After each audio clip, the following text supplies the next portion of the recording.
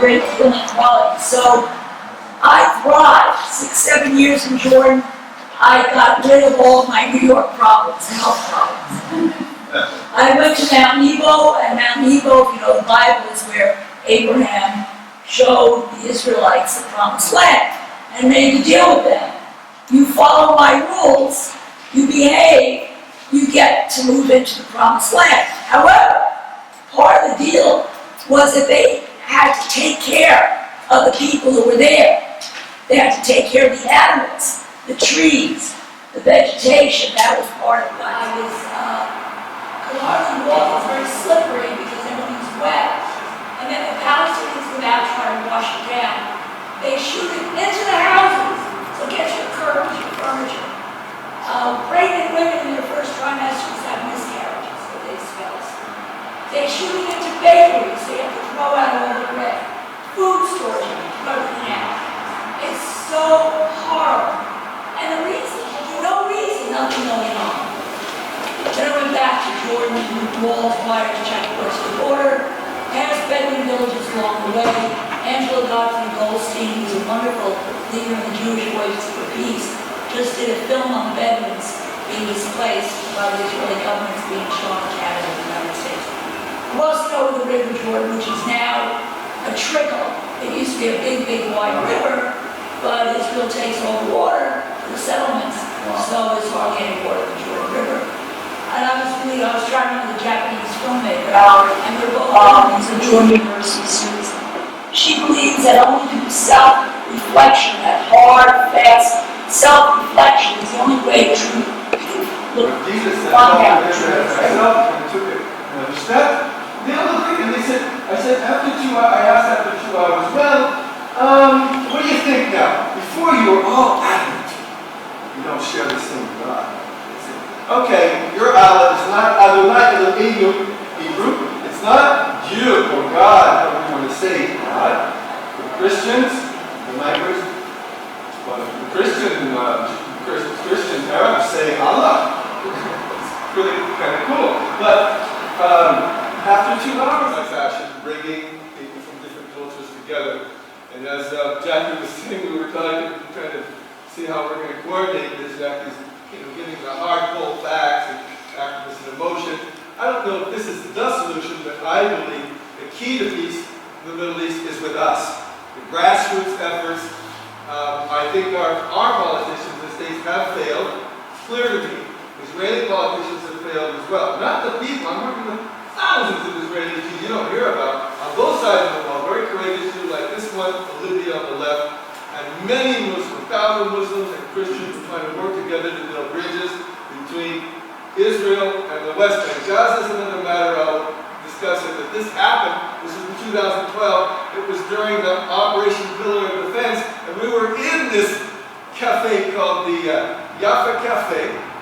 It's a Palestinian section, but there are a lot of Jews working in the markets, dialogue, and keep everyone together in a peaceful situation. But 9 or 10 people. Do you think we talk politics? No. Wait, no politics. Forget it. What did he talk about? Everyday things. And there's an Orthodox Jew sitting next to an Orthodox Muslim, but then an evangelical Christian, a liberal Christian, a Reformed Jew, and a very liberal Muslim, just a mixture. And then sometimes an extremist comes, and the extremists say, hey, you're leaving with one last question. And I'll be back in a couple of months. This is an ongoing dialogue with different people. And this is a loaded question. Don't answer right now. I'll be back in 2 or 3 months. We'll bring in some more hummus. There'll be different people and you. We'll keep it going. Does it make sense to kill in the name of God if we share the same God? Don't answer. Think about it. Ruminate over it. I'll be back. This is sort of how it goes. And we bring in texts, and sometimes we get into debates, and we try not to let politics interfere. We can ignore politics and ignore the differences among the 3 religions, between the same religions, but we focus on what's common, and that helps break the ice. And everyday stuff, get a load of this. One of these dialogues I was in, an Orthodox Jew, ever since that was in 2005. And focusing on the goals here, the We've got to work on both sides, focusing on common denominators, and on religion and cultures is what we try to do to break the ice, and then we do the projects. But the thing is, when I started organizing, and this is what I was advising people doing these things here in the States, you have to be sensitive to different cultures, and it's not easy. It's complicated sometimes. When we were doing these interfaith meetings and dialogues and kibbutz in northern Israel, said, so take notes. That turned so many, and I really broke the ice when we did it that way, got everyone involved. So you just have to be sensitive sometimes and not impose and not something that might work in a Kabbalistic community that works the channel. Where they're very mystical and Sufis as well, yes. I was just going to say, please. Universal symbols go beyond all race, religion, and cultures. The sun is the sun, representing that force of warmth and growth and nurturing. The moon is the moon, it's reflected. So when you begin to focus on symbols rather than particular practices, then everybody's on the same page, because everybody's experienced the sun, everybody has experienced the moon. They've seen the stars, they've drank water, they've been to the ocean, or they've seen the desert. And those are the things that are so universal that when you begin to operate on that level, there is no division. And that's why the mystics are so important.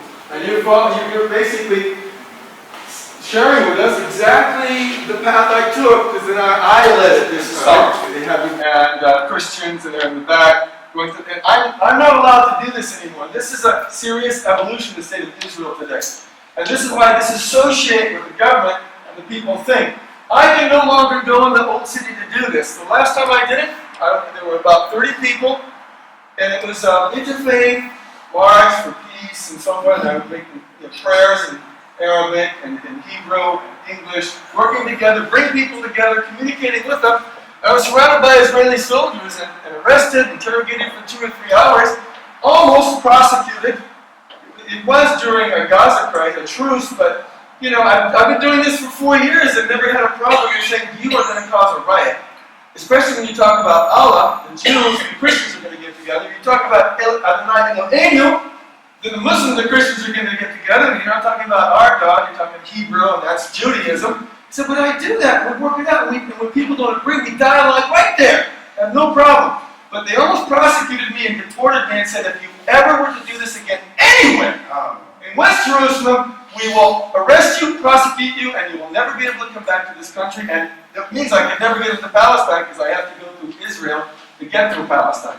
So I can't do this anymore in the old city. So this is the Israeli government, I'm saying, and they constantly profess, just like our government, who's one of the greatest democracies in the Middle East.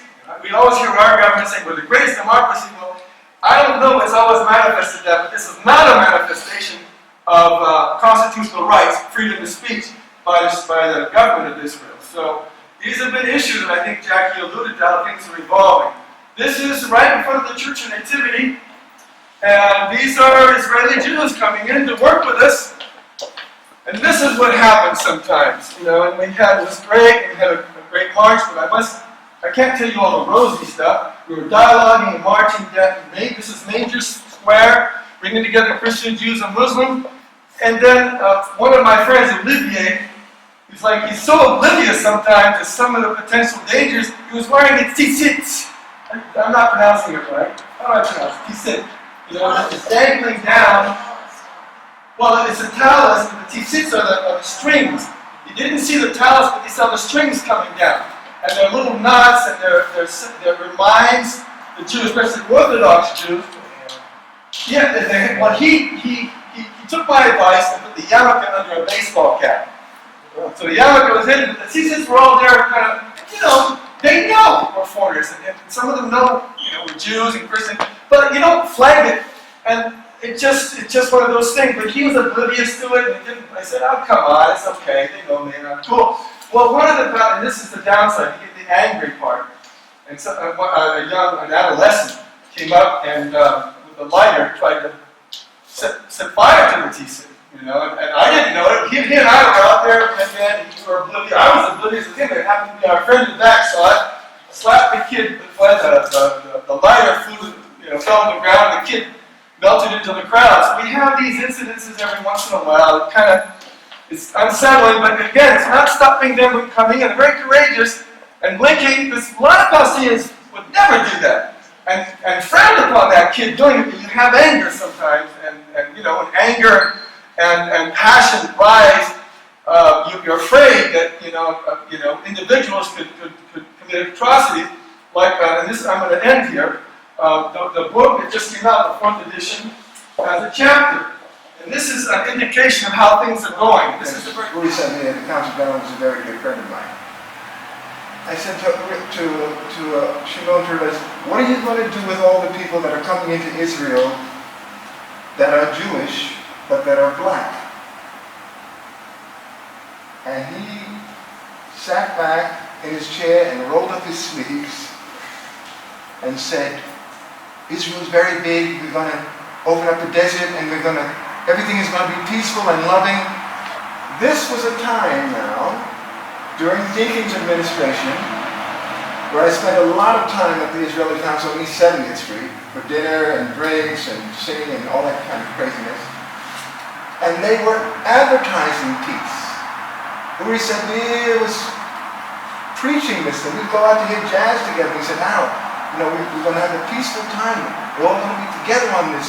And they said, we want you to read some peace poetry for us. And so they got in touch with Moshe Dor at American University and sent me all the peace literature. And I went to this grand triplex on Central Park South and read these peace poems.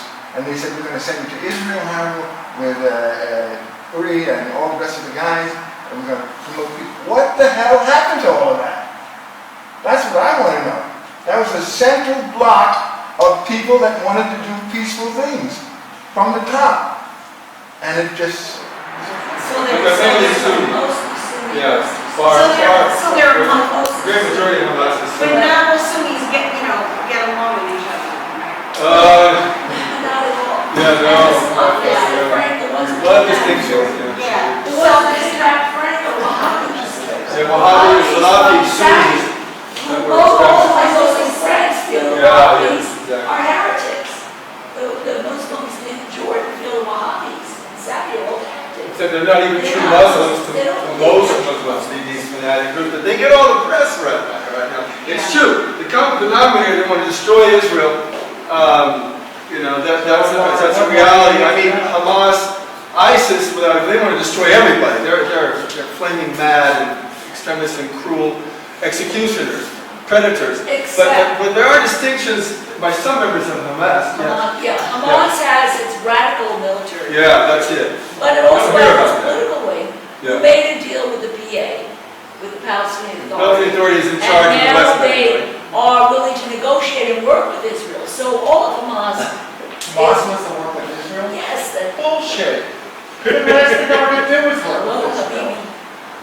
you know why they I know that's the information we're getting.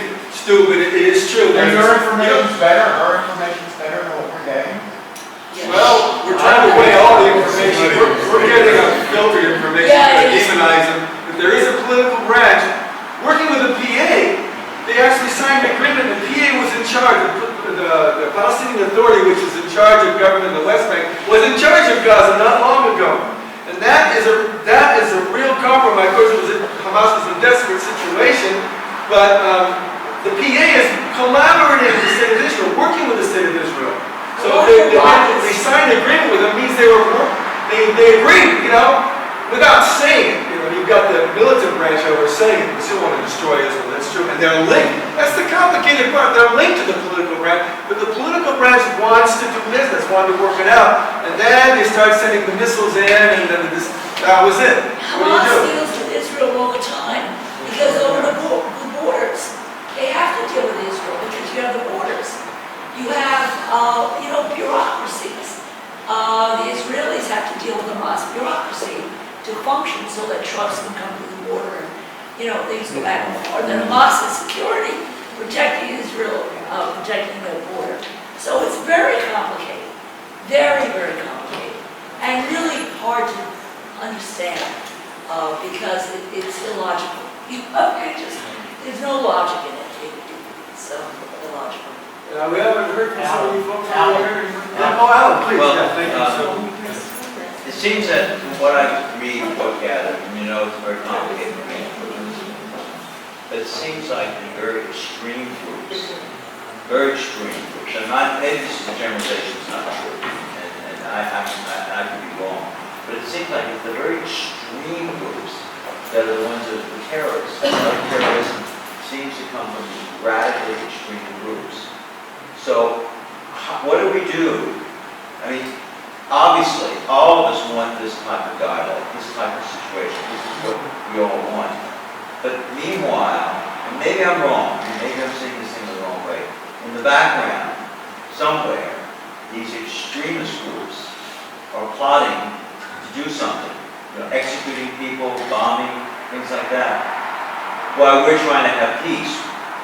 What do we do? And that's where maybe the military intervention has to come into play. I don't know. well, I use an analogy with Ireland. They were at each other's throats for hundreds of years.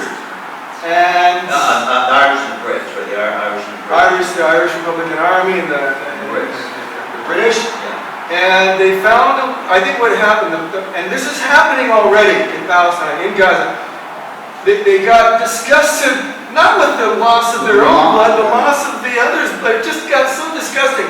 And then, and this hasn't happened yet in Palestine or in Gaza, they said, we will integrate the political, we're going to start laying down arms. And that was like pulling teeth, to lay down arms. And that's the second stage that hasn't arrived in Gaza and Palestine and Israel. But I think the disgust, this last Gaza conflict, it's disgusted all sides on losses from both sides. I mean, look at the Israelis and these young soldiers going over there. And they were shocked. The Gazans did put up a bigger fight than they ever did before, but they thought they were going to roll in there and then roll out, or maybe even demilitarize Gaza. Those young guys got killed. 30 soldiers? And this is, for Israel, this is huge. It's a wake-up call. They got disgusted. And the parents, you thought the parents, when you interviewed the Israeli parents, what you think about that, those doggone Hamas, let's stop this nonsense. Our son's coming home and his life is gone. Or daughter, because there were women, soldiers killed, I think, believe, in a box. And so I think this has happened, the disgust part, then the laying down arms. I think there's hope. And what Eichel said, he hears the waves happening. So with the massive pressure against the political to temper the voices, silence the voices, you'll never silence warmongers completely, or terrorists on all sides, they're still there. But with this disgust and what they did in Ireland, I mean, it's not exactly analogous. It's a different history and so forth, but there is a bit of overlap here that we can learn from it. It could happen, because there were many people who predicted it would never happen between Ireland, the Irish Republic Army, and England. And see, it's not a perfect world, but it's happened. I think it can happen with work and working together, education, and a new generation, maybe. Yeah. I think that the most amazing thing that will support both of you in your work is the fact that King Solomon said there's nothing new under the sun. So throughout human history, these exact conflicts have been going on. Nobody's all bad, nobody's all good, but it's those that are walking the middle path that always forge the way for peace. So your comments about, looking toward the moderates and working with the moderates, that is the hope. I mean, being an African American in this country and growing up in the segregated South, I can speak of going through terror, in a sense, of witnessing, the extremists on one side and, the pacifists, so to speak, on the other. Just bow your head and go ahead and let them call you nigger and do whatever. And this country was changed because people got disgusted and they began to walk the middle path together. They came into an understanding that the human concerns must come first before race, culture, and religion. And this has been going on since the world began. This is not the first conflict. The Middle East is not the first conflict. So we have to hold on to that hope and to know that Earth is a school and it's continuously repeating the lessons over and over again with different generations. So it isn't hopeless. And nobody is all good or nobody is all bad, but we have to have that hope. And that's where your mystical people come in. Those people who are able to come together and to worship, who have found that common ground. And they're the quiet ones. They're the hidden ones.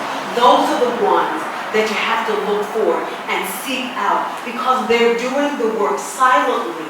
And you have to know that and hold on to that hope. And if you go back in history, that's always what has made the difference. And energy gets created and a whirlwind starts and people begin to get pulled in and they have miraculous change. Yeah, the concept was when Rosh Hashanah is coming up, Happy New Year. Happy New Year, and Jews could invite Muslims and Christians to experience. Yeah, and then and during Ramadan, Muslims can invite, and they have invited Jews and Christians to celebrate together. Wow. New Year, breaking the fast. Because it's like Yom Kippur. Yom Kippur is also fasting. You know, it's also atonement for sins. So I knew that. Oh, yeah,